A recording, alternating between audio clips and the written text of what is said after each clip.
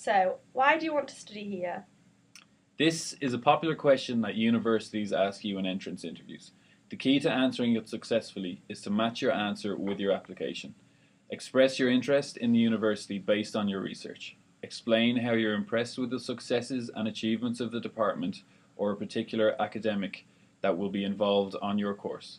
Demonstrate your enthusiasm to study at the university, and most importantly, explain how you trust it to be the best place to develop your experience and skills. What makes you different from the other candidates? This question is not requesting that you attack the character of your fellow candidates or compare yourself negatively to them. It is shorthand for why should we hire you or why are you special. Again, think about the person specification and make sure you know what sort of academic they are looking for. Tailor your own responses to that as much as possible. Make sure you give examples from your own history to support your assertions. So, for example, if it is an up-and-coming department looking for a high-flying researcher to boost their reputation, emphasize your role in this. If there is anything you do that makes you stand out, for example a skill or area of experience, mention that here too. What are your plans for research? This question is obviously asking you to look forward to the future, so drawing up 1 year, 5-year and 10-year research plans is helpful before going into an interview. If you're completing a PhD and looking for your first job, this might sound a little excessive, but believe me, it will make you stand out and be taken seriously.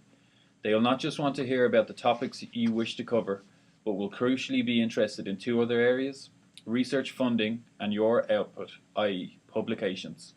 As well as telling them about your exciting projects, tell them how you're going to pay for them, which grants you will be applied for, and what published benefits there will be in concrete terms. Aim high at this point. You don't want to sell yourself short. You can write that monograph or get an article into a world-renowned journal. The scope of your ambition will help to sell you as the ideal candidate here, so don't worry about sounding arrogant. What courses could you offer to teach? You want to seem keen and flexible and show that you are happy to fit in with the department's teaching requirements, but they also want to hear about new courses that you would like to offer. In order to answer this question, you need to look at the department's current undergraduate curriculum. That way, you can be sure the courses you have invented will fit in with what they offer now. So, if the department already has a course on neuropsychology, do not propose to offer a new one. You have to be careful here. Do not let your creativity run away with you. If you do get the job, your new colleagues might say, "I love that course you proposed in your interview. Can you run it next year?" Make sure you suggest something that you could feasibly teach, preferably based on your previous experience. Think about whether you would offer it in the first, second, or third year, and briefly state what some of your teaching exercises and assessment strategies might be. If you can make use of technology, then mention that too. What are your greatest strengths? This is your time to shine. If you've asked the question, it gives you permission to go all out with listing your best skills, but be careful how many skills you list. Reeling off a list of skills with no evidence won't impress the panel. Instead, focus on 3 or 4 skills that make you a great candidate and provide examples. You might be creative, a quick learner, flexible, hold great people and teamwork skills. Whatever you're good at, let them know with examples. What are your greatest weaknesses?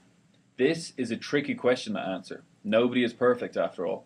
Instead, state something which is or was a weakness, but also explain the steps you have put in place to change this.